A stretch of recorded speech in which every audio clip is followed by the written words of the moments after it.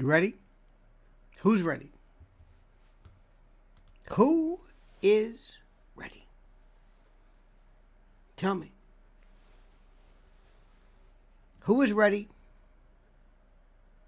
Who is ready for this moment? Who is ready for what we are doing? Just tell me. It's a very simple question. Very simple question. Are you ready? Are you ready for this? Are you? Is this something that you're able to handle? I think so. I think you're able to. I am. God knows I am. Are you ready? Who's ready? Who is ready right now?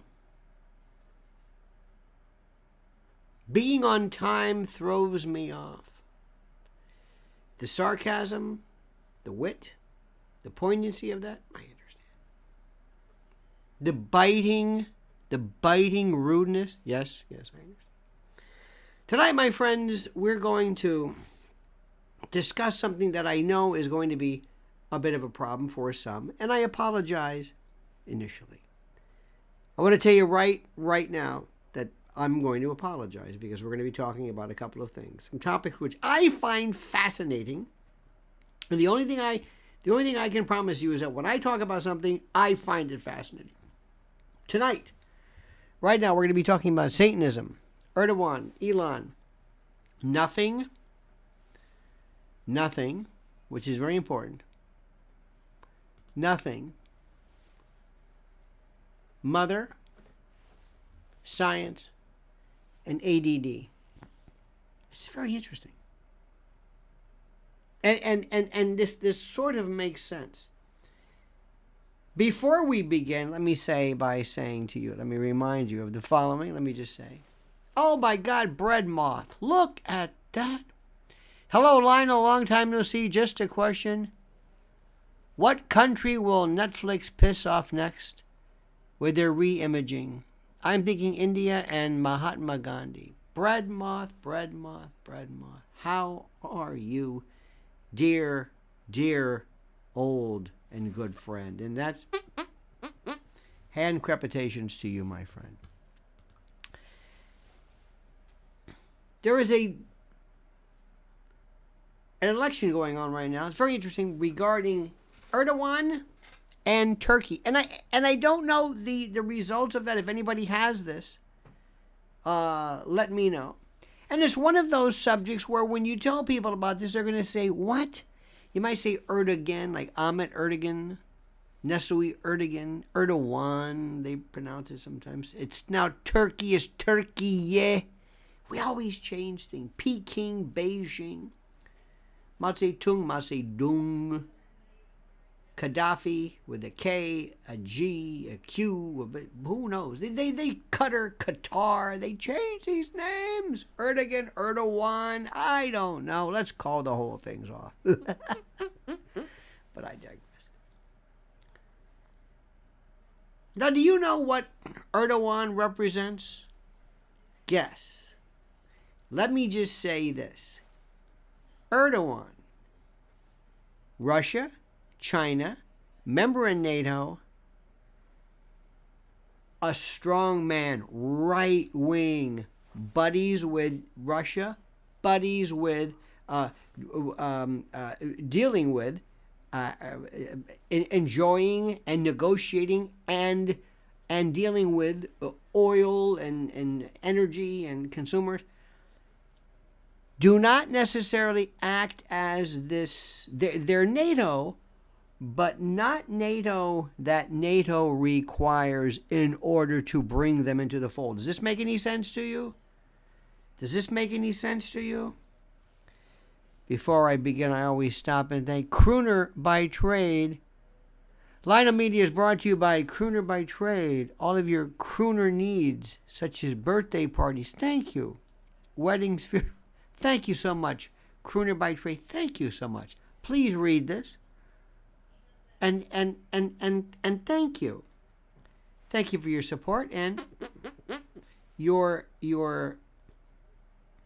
the multiplicity of support platforms. We appreciate that. NATO is something I can't explain to people. NATO I can't explain. NATO to people is the good guy. Do you understand what NATO is? NATO in a post-Soviet world. Remember George Kennan? I'm not going to go back and read George Kennan. George Kennan was the wise man. He was also known as X.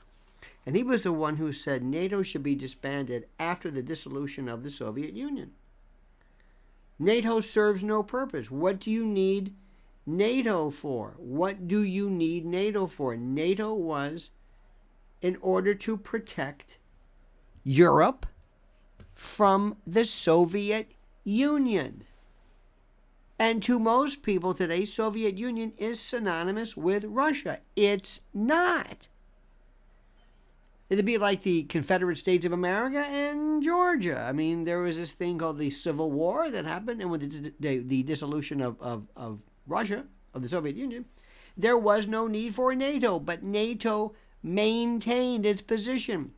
And the aftermath, the resultant Russia said, what are you going to do about NATO? Don't worry about NATO. No, we worry about NATO.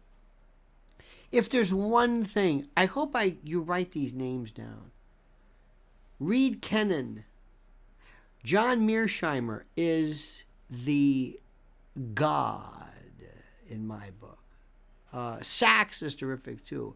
Will H. says, is that a wig? Yes, it is. It's a wig, and one of the best, by the way. Thank you. Now, what's interesting, by the way, well, thank you so much. Thank you. Any question is fine. To explain NATO now to people, forget it. Forget it. It's a waste of time. Americans just don't have any interest. They're thinking they're good. I think we've always known NATO good, and NATO is not bad per se, but the question is the utility of NATO today. What does NATO do for the world? Who are you? What does NATO provide? Many are saying that NATO is nothing but something that is a source of perturbation on the part of Russia. Now, what happened was, if you listen to certain aspects of it, Russia will tell you that the basis of that the problem of Ukraine was with the offer being made to both Georgia and Ukraine to join NATO. Now, I'm not going to go through this again. You can read this. You can understand this. You can, please, I beg you. But understand this before we move on to the next subject. As Mearsheimer tells you must look at foreign policy as a realist. Think of it as a black box. We don't know who's good. We don't know who's bad. We don't know who's evil. We don't know who's a nice guy, who's a bad guy. We look at what countries want, what is in their best interest, what it is that they are trying to accomplish, and that's it. And you act accordingly. Erdoğan is a very, very, very critical part of this. Because what does he do? Finland was talking about joining NATO. What happens with Ukraine? So far, Ukraine, nobody wants Ukraine in NATO. Nobody. Remember, this is something which is kind of a geostrategic, kind of a give and take, an explanation of which I am not going to explain now for a variety of reasons. And I think it will probably put you to sleep, but it is fascinating. And if ever you want to understand what realism is, do that. Now, moving along, here's the story. Elon Musk. Anybody believing in the story of the CEO? Anybody believing? By the way, you know what the latest one is? Gretchen Whitmer replaces Kamala Harris. Kamala Harris replaces Dianne Feinstein. Did you hear what I said? Gretchen Whitmer replaces Kamala. Kamala goes to replace Dianne Feinstein. That's the latest going along. You got this? You got this? You understand what's happening? Remember, you heard it here. It's not just me saying this. It's the inside group, my sources, as it were. Okay. Erdoğan comes along and he says as follows. And by the way, this is really complicated with Turkey, with the Jarablus corridor, with, oh my God, ISIS, and it is beyond fascinating. Breadmoth has a point. Breadmoth says Erdoğan seems biased, playing both sides, both NATO and the Russians. Elon hiring that WEF lackey makes me jump off the Elon train. Breadmoth. Okay. I want you to sit back. And let me try this again. You're going to have to understand the game here. I'm going to go back. Do you know what Anheuser-Busch, the Bud Light story was? Do you know what that was about? Does anybody know what that was about? I know this may sound rather inconsequential and a bit of a non sequitur, but do you know what that was about? And I'm glad you bring this up. Okay? Let me explain this to you. Elon Musk is not your friend. Elon Musk is not the baby face. Elon Musk is not your buddy. He's not your boyfriend. He's not the voice of free speech. He's not this lone voice. Yeah, he may want to do that, but he is a businessman. And he has, of course, Tesla, SpaceX, and a variety of other concerns you know nothing about. And they have told Elon this. Remember, Elon, we will let you play rogue revolutionary all you want. We are going to ask you to position yourself as the revolutionary, as the rogue, as this brash, this for lack of a better word, a revolutionary, this unique person here, the anti-Twitter, the anti shadow government, deep state. You know, the man who invited Trump back. The man, we want you to do this because you're it, Elon. You're the cool guy. Ask Matt Taibbi. Where'd Matt Taibbi go? What was that about? What was that about? What happened with that? What about Barry Weiss? What happened? Huh? What was that about? What happened to the files? What happened? Who told you about the limited hangout? I told you the question you should have asked immediately when Elon Musk came up with this idea of this notion, this thing called the Twitter files. Are these files, Matt Taibbi, that you received, that were handed to you from Elon Musk? Do you have access to the files? Can you go in and say, here, let me see this? Is this like WikiLeaks? No. You were handed them. This is called a limited hangout. That means a series or a short, if you will,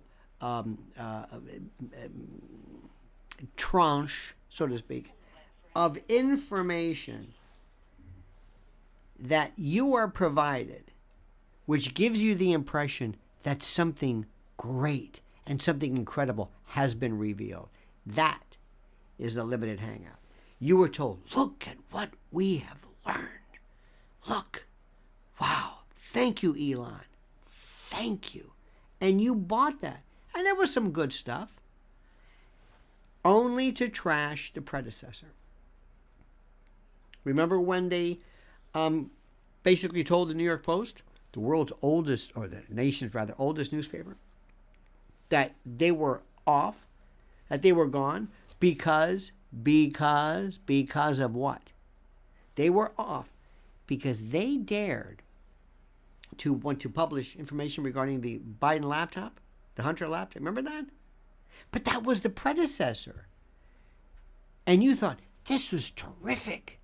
No. He was revealing information about the predecessor. This is the Jack Dorsey days. And that Yoel, whatever his name was, a security. No, a different story. Okay, so here's what's happening today. Erdoğan asks Elon Musk, doesn't really ask it. Erdoğan is not to be trifled with. He said, let me explain something to you. You are going to limit, hold back, stop, censor, interrupt, whatever, certain stuff regarding my election. I think it's for Erdoğan and the parliament. If he gets over 50%, there's no runoff and blah, blah, blah. Okay. So what Elon Musk said, this is what we were told. This is what we're going to do. This is what we're going to do in response. There's some journalist named Iglesias who says, I can't believe what he's doing. I can't believe what Elon's doing. He's a sellout. He's selling out to Erdoğan and Turkey.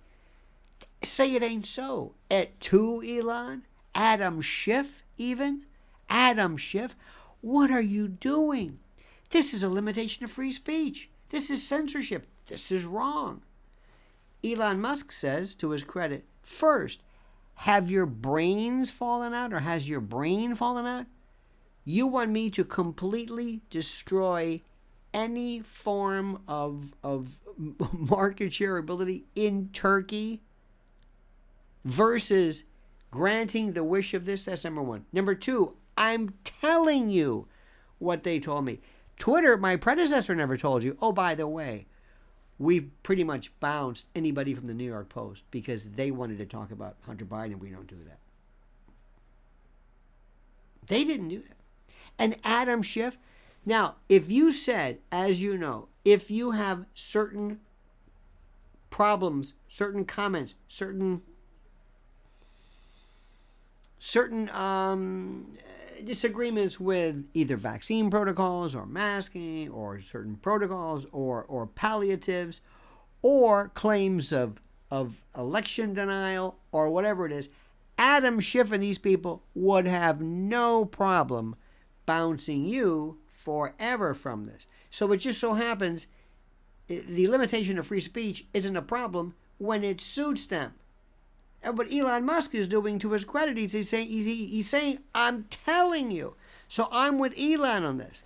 I mentioned to you before, what was the Anheuser-Busch thing? What was Bud Light about? What was that about? Why does Bud... Do you think that toothy Harvard grad from Anheuser-Busch was responsible? Do you think they on their own said, hey, listen, you don't know this, but we're going to have this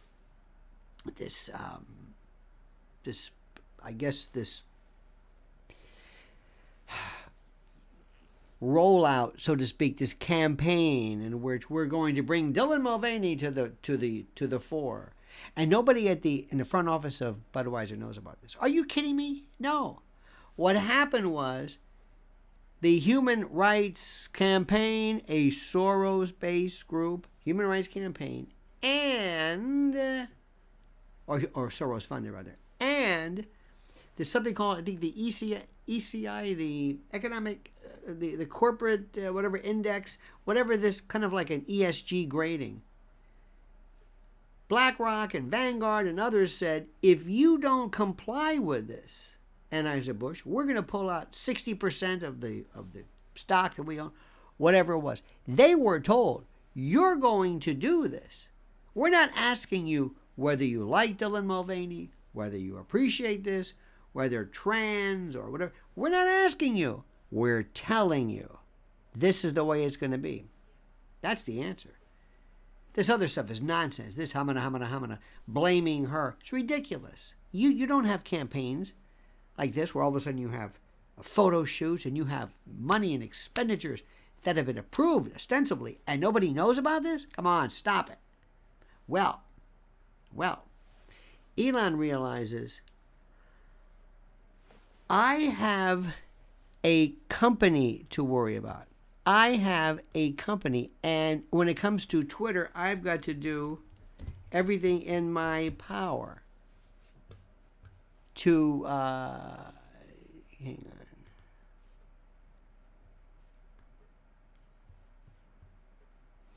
Now that Twitter is private, he has the bottom line to think of. So what he's doing in essence is, look, I'm going to do everything in my power to be the good guy, and I'm going to be the guy that you want, and I'm going to try to be your hero. But I've got news for you, and I want you to understand this. If you think there's something called free speech, you're out of your mind. If you think free speech is alive, you're out of your mind. So let's go back to what's going on. Who is Erdoğan? Research this. What is NATO? Research this. How does Turkey fit into NATO? How does this work now specifically still with Ukraine? Why isn't Ukraine a member of NATO yet? Why? What's all this talk? This is the issue. This is what should be talked about, but nobody's talking about that. All right? Let's move that issue out of the way. And let me remind you, if you think that there's this thing called free speech where you can say anything you want, you're out of your bloody mind. You're out of your mind if you think that's true. That's not true. Okay, now, let's talk about something which is important. Satan clubs. Federal case ruled that schools should provide an after-school provision or facility for Satan clubs, satanic clubs, and the like. Now, my friends, I want to go back a little bit. There is somebody, do we have, and please, you don't have to acknowledge this. Is there anyone here who has ADD or ADHD? Anybody? It's very important that we think about this.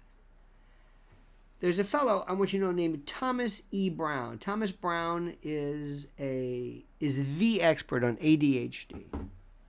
Why do I say this? Little background. Years ago, when attention deficit and hyperactivity disorder, before it was kind of specified as such, they called it like hyperkinesis or hyperkinetic, or they talked about kids who couldn't stand still, who couldn't sit still, who couldn't pay attention, who could running around. And as they got older, as that tendency to run around diminished, the hyperactivity part, they thought, well, maybe they outgrew this. Maybe because look at them, they're so much better. Well, the attention deficit part stayed, but the hyperactivity went up.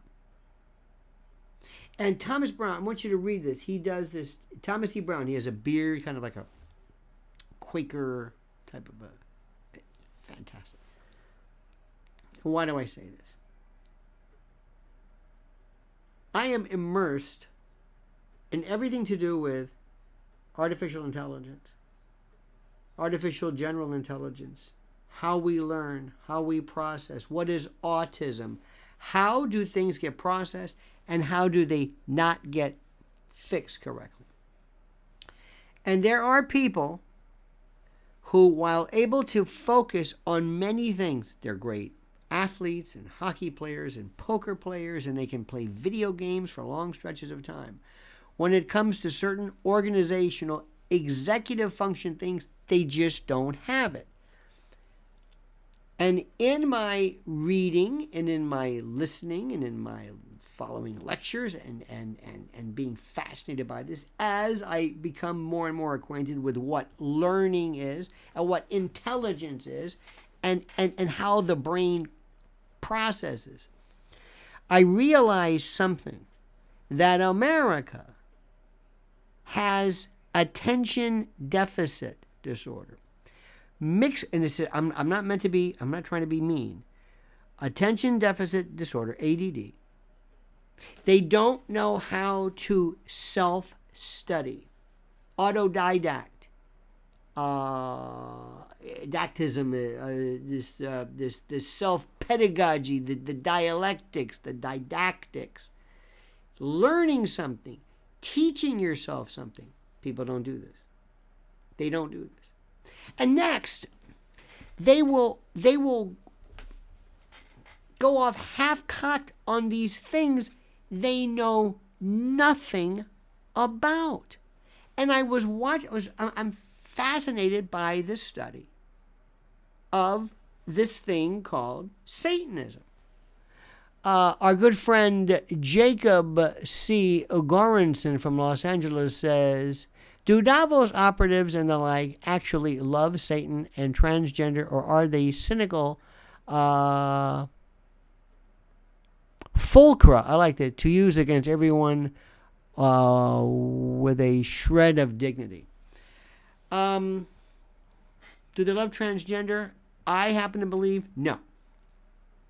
No, I don't believe that. I think that is as you say, that's part of the fulcrum or fulcra. And Satanism? No, absolutely not. I don't believe in Satanism. I think it is we'll get to this in a moment, but I thank you, by the way, Jacob, thank you for this. And first, I hope I can say this without you getting upset. And when you tell me you believe something, I don't get upset, because what you're doing is you're saying you don't really believe something that I believe in. So I don't want this to be where you can say what you believe and I can't. I will say what I believe, but I will never tell you that you're stupid or you're wrong. I'll just tell you I don't believe that. Or sometimes I'll say I don't believe that's correct, or I believe that thinking is wrong. Or, like in the case of people who speak French, I don't speak French. So I don't know. And there are some things about God I don't speak. I don't speak religion. It doesn't connect with me. It never has. It doesn't mean you're wrong. It doesn't mean for example, if you were to listen to somebody, if you're Christian and you hear somebody who's Jewish and you hear Judaism, you're going to say, well, I understand what they're saying, but I don't acknowledge it. I don't believe that. You're not saying they're wrong. You might be theoretically. If you listen to Muslims, this idea that somebody is wrong, but I will tell you this much. For my entire life, I have loved the study of Satan. And from the derivation of it, from Bess to Pan to Faust to Satan, who is almost like the prosecutor, God's prosecutor. If you look at what Job, the first iteration of the blue, they were into colors. When Christ had one angel of the flock, there was another angel, not the devil, not what we would consider satanic, and the word Satan is different. Lucifer, light giver. Lucifer might have also been in reference to an actual star. If you know Latin, lux, lucis. Lucis is the genitive singular, right? So, of the light. And all of this turned into medieval, right when it really picked up, believe it or not, was Faust and the notion of the horn, cloven hoof, this bifurcated tail, and that is pure pagan. That is pure manufactured. Never. The serpent and the never, not the devil. It just the information is so replete. Now let me go back to ADD. If you are not in the least bit interested in saying, well, where does this thing come from? Where does it say that devil? And let's be honest with you. You're speaking of the devil as the embodiment of evil, not just some weird thing some after-school folks believe, not Baphomet and all that jazz. You're talking about the personification of evil. By the way, this is the LionelNation Scholarship Foundation. The LionelNation Scholarship Foundation, a foundation designed to help millions of young students across the globe. Thanks to LNSF scholarships, many are getting the education they believe. Thank you so much for this. Thank you, LNSF. You are not only witty and beneficent, but you're killing me. Thank you for that. Truly. I live in a part of Hell's Kitchen, interestingly enough, where I can show you where they filmed The Exorcist. It's not what it was then, but it's like right here. When I see the devil, this carnival, cartoon, evil, horned, cornate, red, scaly. Red was important. The picture later on, red. I am fascinated every single year of my life. Every single year during Halloween. Every time. I was the devil. Every year. I wasn't into that. I was fascinated. It was like a dinosaur. You know, a dinosaur, as it actually pronounced. Do you realize this? There are people who look at monsters and pterodactyls. That's what I look at. I still do. That evil. Remember in The Exorcist where they find this particular sign or something during this dig, and you see the horrible. This is new. And I spent so much time recently going back and reading again and saying, well, the devil is not what people really think it is. There might be organizations, but either way, number one, do I believe in it? No, absolutely not. Now, if you cannot understand the footprints of humanity, if you can't understand or see the poetry, the lyricality of something that is put to a story of the devil, again, brand new, relative, never in the Bible, never, nothing even remotely similar to what you think. It's probably extra biblical.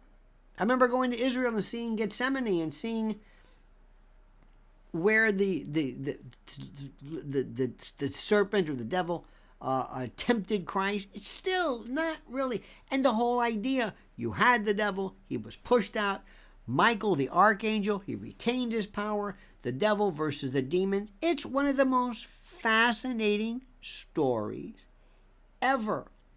And if you, again, cannot understand the fingerprint of folklore and mythology in this rhapsodic story of these evil monsters, if you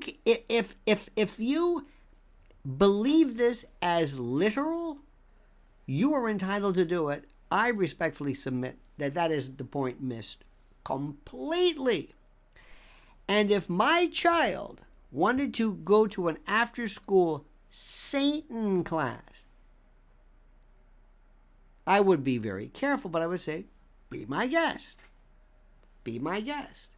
We had Alice Cooper, Anton LaVey. There was Aleister Crowley. There were all of these people.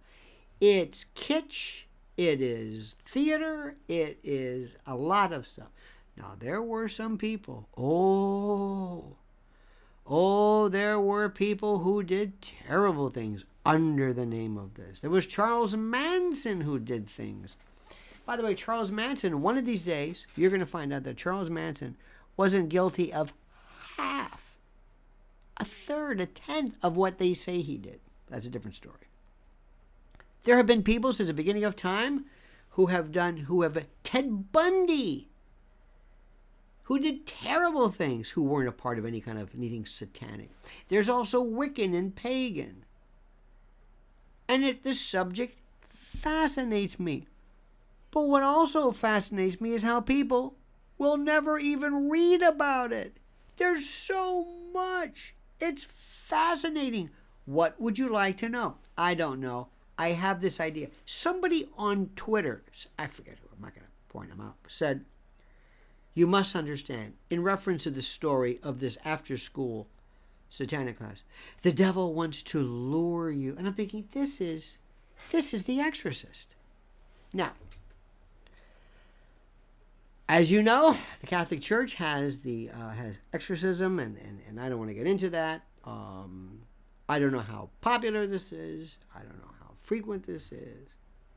I am not in any position to debate that. However, there are countless religions and people of faith who know nothing about possessions, nothing about exorcism, nothing at all.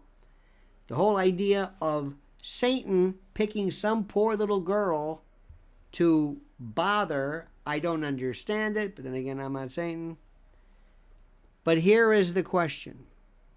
Do you or do you not believe that an organization that is theoretically called the Church of Satan or whatever, Satan After School, should be afforded and accorded and allowed and permitted the same rights to have a school room or whatever that any other organization enjoys? Number 2, is Satanism a religion? Number 3, define a religion. Number 4, is this a violation of the Establishment Clause? Would the government, by virtue of doing this, would it acknowledge?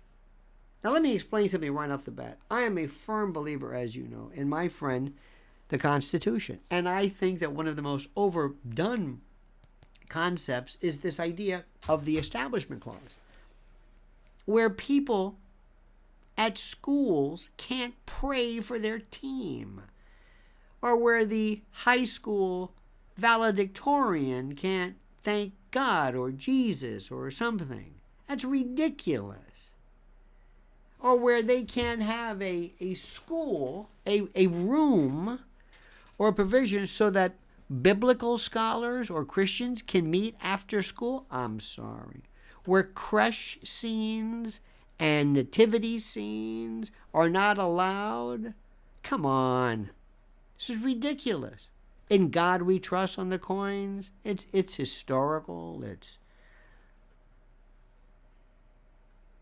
We have got to. This is the Establishment Clause gone nuts, crazy.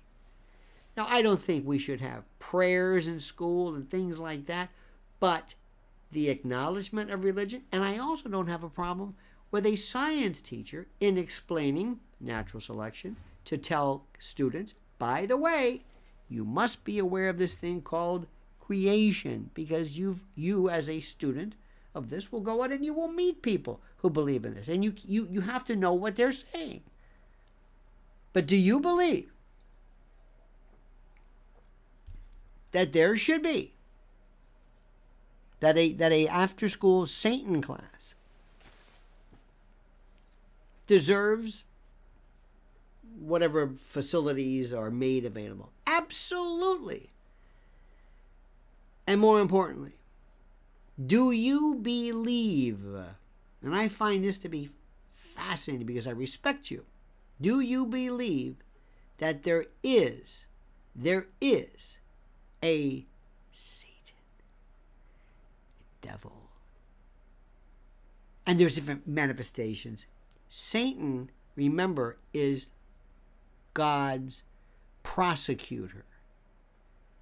He's a prosecutor. It's almost like an advocate. That's what Satan is. And the word hell is from Hinnon, or this reference in Israel, this dark part. Do you believe this? And do you believe this? And do you believe that there is this thing called Satan? And what do you do with it? If there is a Satan, what do you do? What do we do? What am I to do? Where do you How do you address this? Do you fight it? Do you go after it? Why is there a Satan? I don't understand this. How can I ask from help to vanquish something which has been deliberately allowed to remain in place? And I'm not going to vanquish it. Now, you could talk about it maybe perhaps as a metaphor for your own particular idiosyncrasies, your own predilections, I don't know.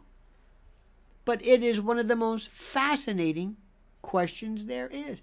And what I'm telling you, and the reason why I mentioned ADD, is people don't even study it. Learn it.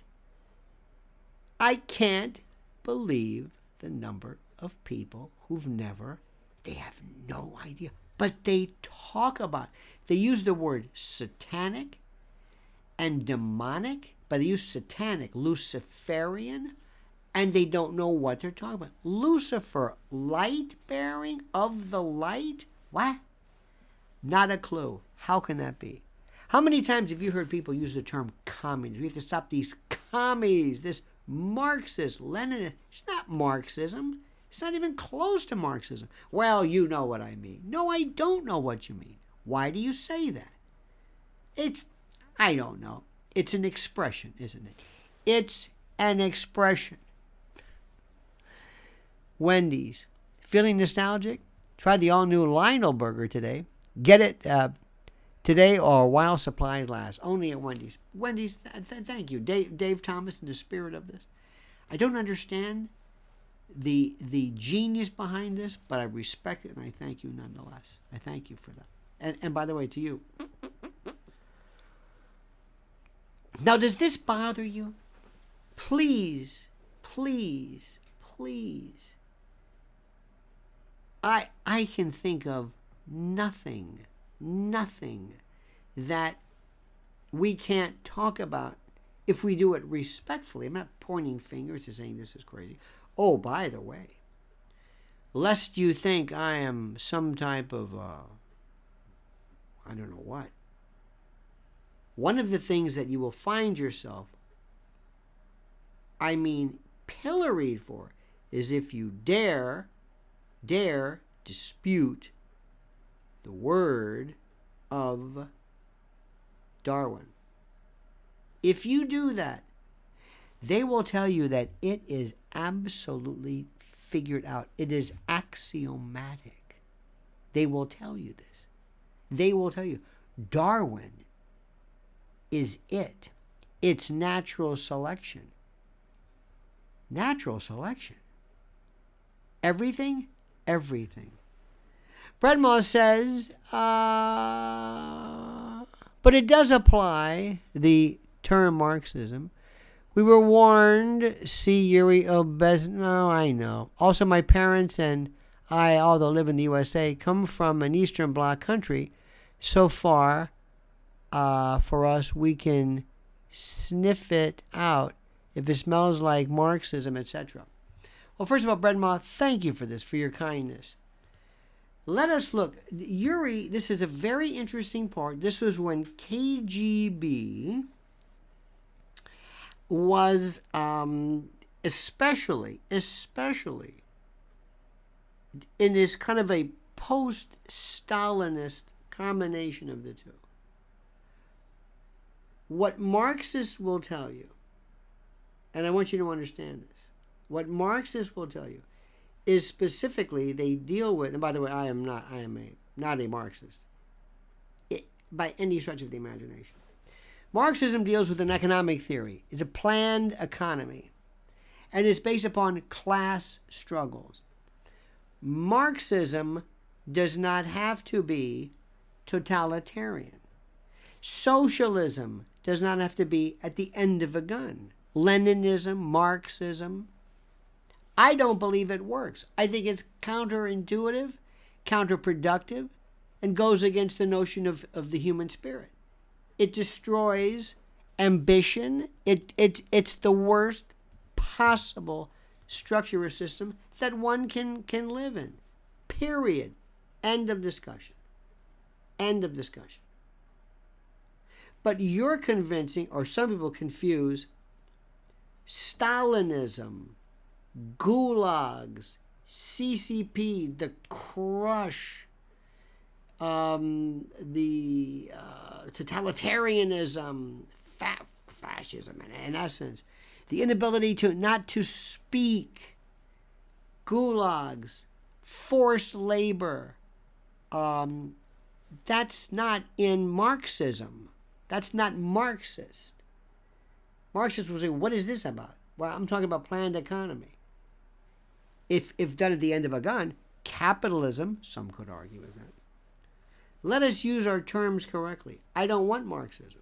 I don't want socialism. Much of what we do is socialist. Do you think that Israel describes itself as socialist?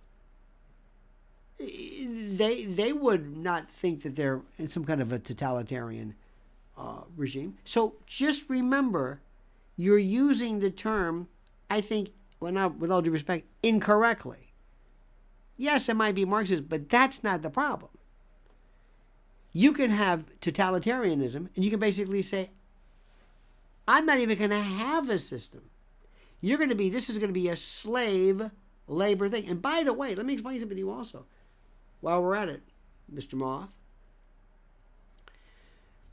Bernie Sanders, AOC, this democratic socialism or I forget how they say it. That's a welfare state. That's a different story. AOC is not talking about at the end of a rifle or some type of a forced labor or totalitarian shutting up, though I think some of the stuff she talks about is rather draconian in terms of the amount of limitations as to your speech and the like. But that's a welfare state. There are economic systems and there are political systems. The two are not necessarily the same. So you're using the term Marxism as primarily a synonym or a descriptive for totalitarian, for something that's extreme, that crushes particular personal ambition, that crushes free speech, that crushes dissent. Marx is not talking about that. I mean, he'd say, well, but you have to do it. That's all I'm saying. Use our terms correctly. Use our terms correctly. There's much that we know, I think, that some could say, about capitalism. That is brutal. But you know what? I think we should perhaps maybe find ways to soften the blow of stuff. But it's that brutality of capitalism sometimes that makes it work. So that's all I'm saying. That's all I'm saying. There are countries that have exhibited nothing but barbarism. There isn't even any kind of a system. It's just barbarism. All right. That's all. That's a different story. Get your terms right, is what I'm saying. AOC is not a Marxist. No. Bernie isn't a Marxist. That's a welfare state. Just give people stuff. Hey, give people stuff. And the best part is what fuels this in our country? Capitalism. And also kleptocracies. There are people who want to come and just steal money. There's nothing better than to say, cause a problem or help a problem. Hey, let's help that country. They're going to need a lot of help. Give me the money. I'll make sure they get it. Okay. So that's that. My question goes back to this. I want to know what Satanism is. Tell me about it. Don't hide it. Don't make it a forbidden fruit. Don't make your kids love it. Tell me. Tell me what it is. And they will tell you, I forget the name of the fellow. Have you seen him? He has a very unique eye. There's a movie called Hail Satan. If you can see this. Hail Satan. This is a Magnolia Pictures. Hail Satan. This is, let me see. Yes, this is about, Lucien Greaves. Lucien Greaves. This is the main. This is a fellow, he's a social activist, spokesman. I believe he's a Harvard grad or something. He has a very interesting, his eye.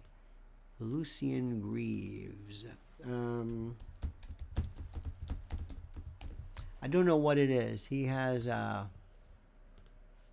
yes, Lucian Greaves, he had an eye injury. What happened to his right eye? I don't know what happened to it. Anyway, it's very interesting. He says, my eye is actually scarred. He says, my eye is actually scarred, but I'm happy to learn that this disfigurement might have the appearance of a fashion statement. Okay, there you go. Very good. And by the way, I find these people to be, as I did Abby Hoffman, Jerry Rubin, and these folks, to be kind of interesting. You know. Now, just so that you know this, I see nothing at all even remotely dangerous about this. I do not believe there is anything. Thank you, PBS. This program has been made possible by the William F. Buckley Foundation. Thank you so much. PBS and you are incredible, and I thank you for that. Oh, and hand reputation to you as well. Let me ask you something. What do you think is the foundation of evil? What causes evil?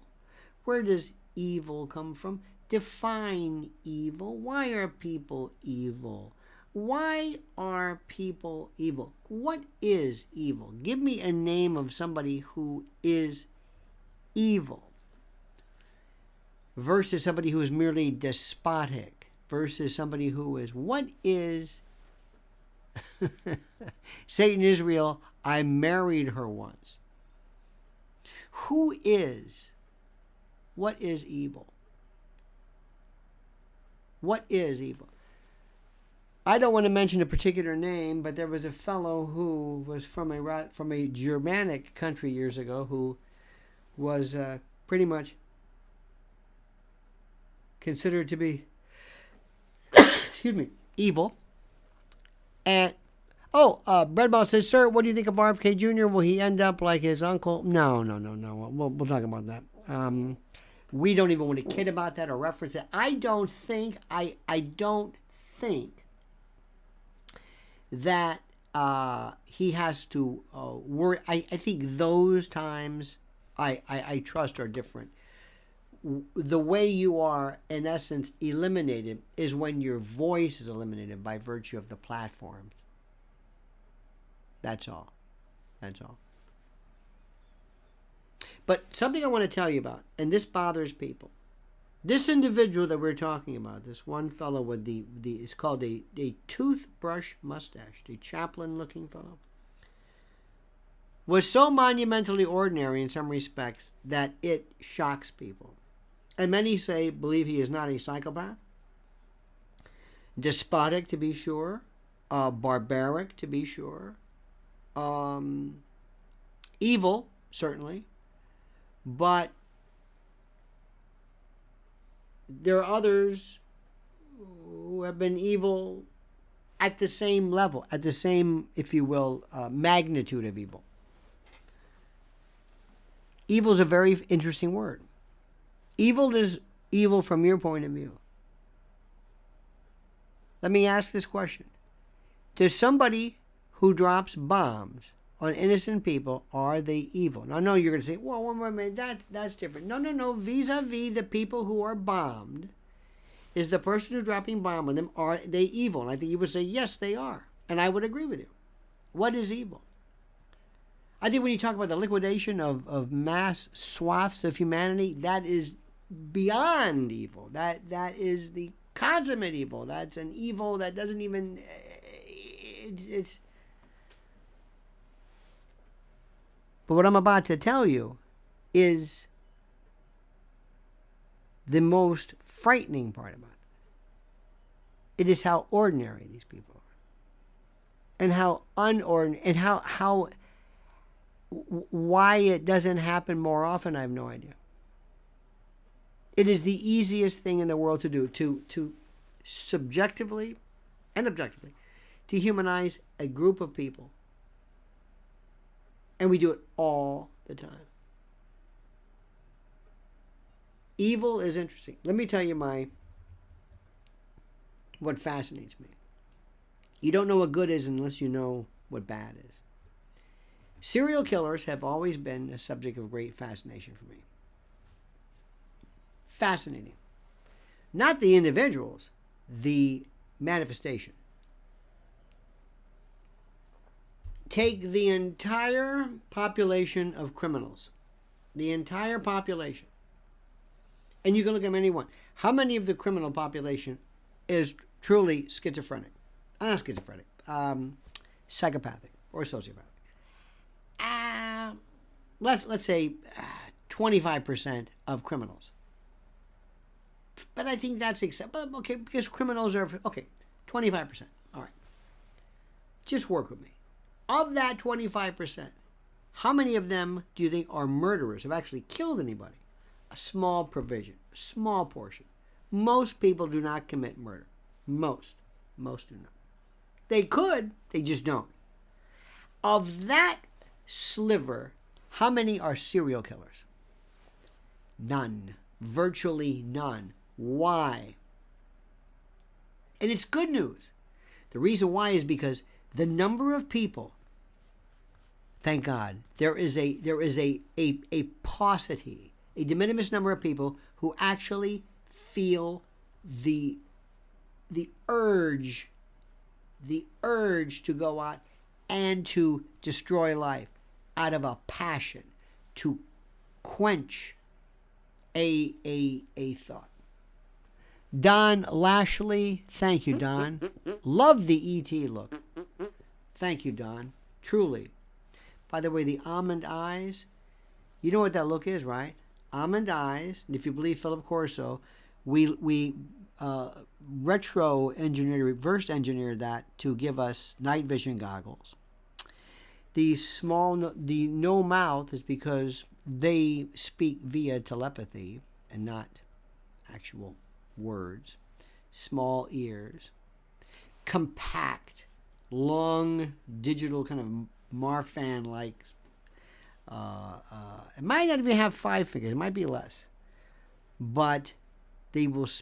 And the reason why they're smaller is their energy source is not from food or consumption, but something similar to photosynthesis, which I find fascinating. And they speak through telepathy. So anyway, thank you, sir.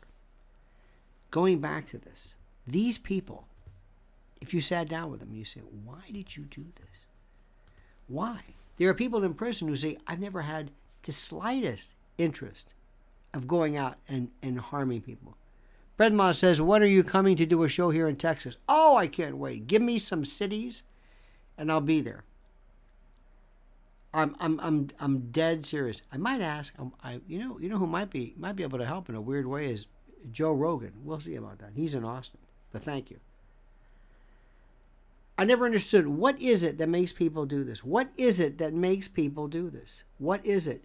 I found it. I found it recently. There's an interview with Pierce Morgan and a fellow who was so boring, I almost turned it off. He was interviewing serial killers. One in particular. And he looks very quiet. Very, very, very quiet man. Quiet man. And just as I was about to change the channel, this man says to Pierce, he said, what was the most excited you've ever been? And I don't know, he said, the first time he did this, he said, it was the most exciting thing I've ever done in my life. And he said something to the effect, he said, the atoms moved. And I got it. I understood. At that moment, it was everything. Not necessarily just the excitement of doing something which is, by its very nature, the ultimate thing that human beings can do. And the taking of a life, and the consumption of a personality, and all the things that you do post-mortem, which is another story. But he said it was the most exciting thing he has ever done. The atoms moved. I'll never forget that. Barry Taylor says, it involves actions that cause suffering, pain, or injustice. and are often characterized by a profound disregard for the well-being of others. Well, Barry, yes, that you're speaking of, Mesa, a little bit of psychopathy. Let me explain that one to you. First, and thank you, by the way, hand crepitations to you, Barry. Sadism. Sadism is I enjoy seeing you suffer. I enjoy seeing you suffer, and I enjoy seeing the fear, and I enjoy exacting this horror. To go in and to control you and everything about you, to consume you. And we'll get into other forms of that later on, a la Albert Fish. But anyway. Not everybody who's a psychopath wants to do this. That's a different story. Sadism is a different story completely. I could be a psychopath, and I don't want to hurt anybody. Psychopathy is a fascinating story. Psychopathy is one of the number one characteristics is no appreciation for consequence. Yeah, there's glibness, there's the hair test, but there's no appreciation for consequence. One of the things which I find fascinating, listen to me when I tell you this. If I told you, I want you to do something bad, we're going to do something bad, we're going to steal money, you're going to steal money from the church, I think I've told you this. You might say to yourself, I can't do that. I'll get caught. I'll lose my standing, I'll be embarrassed. I'll let people down. What does that mean? Is that morality? Yeah, but it's the ability to appreciate consequence. If I do this, this. If A, then B. Or if A, then maybe B, or likely B. If there's no connection, here is the best test ever. They did two studies on actual psychopaths. Died in the wall. Clinically guaranteed to be psychopaths. Number one, they put a little device on their finger and they said, at the count of 10, we're going to give you a mild electric shock. Turns out they didn't, but the subjects didn't know this. And they did an fMRI, they did an imaging test. And they looked at the part of their brains that control anticipation, and they're going crazy. As you're counting 10, 9, 8, up to this, and they're waiting for this. Not that they were in fear. It wasn't the fear part, it was the anticipation part. It was the appreciation of consequence. It was the here it comes part. Do you know that psychopaths, nothing happened? Nothing. It meant nothing. They thought, well, they said they're going to do this, but maybe they didn't. Maybe they would. I don't know. Maybe they did. But here is the best one. Listen to me. You're going to love this one. This is my favorite story of them all. This explains to you. Okay? This explains to you. Have you ever been reading something and you're so engrossed in something? You're reading a book or you're watching something. You're so fascinated. Maybe something falls off the wall. Maybe like a clock or something slides off the wall. And you don't even budge. Nothing. Because you're so engrossed in this. This is so interesting. You're so fascinated by this. Nothing else matters. You're so focused on it. Whereas you're watching a scary movie, maybe when you were a kid, and you know that something's about to happen.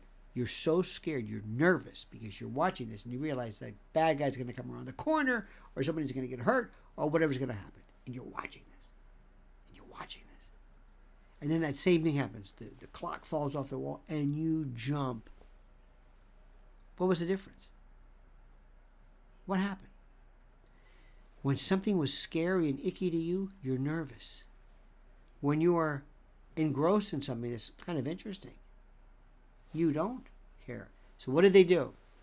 They showed people in this one study the most horrible pictures you can imagine of people who met their demise horribly. Psychopath, non-psychopath.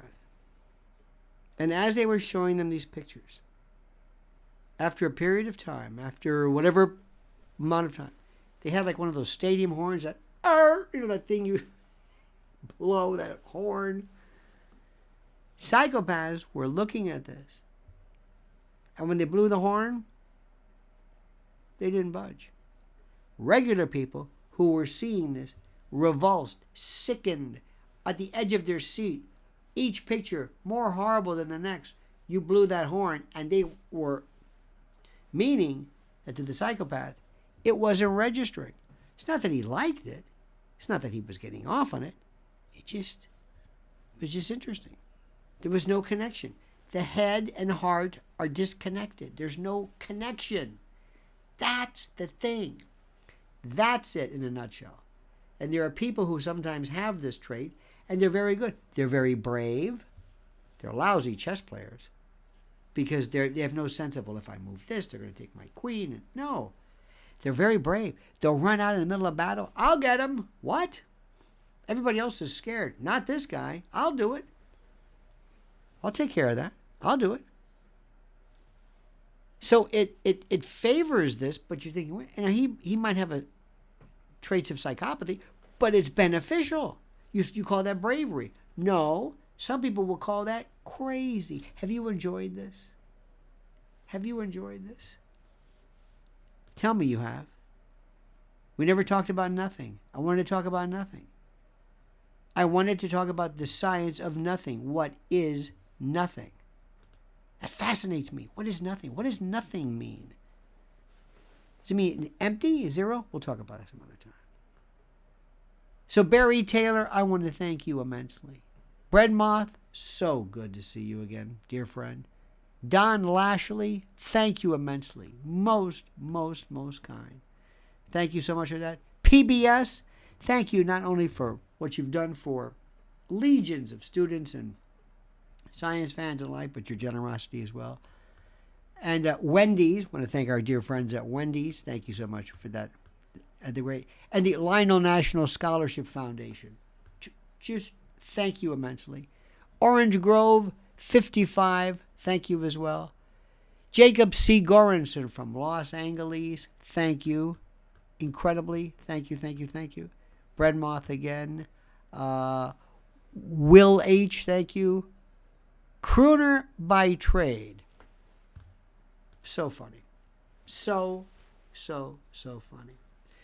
All right, my friends, I have enjoyed tonight. Let me say one more time to the mothers, happy Mother's Day to you. This was your day. You are so incredibly important.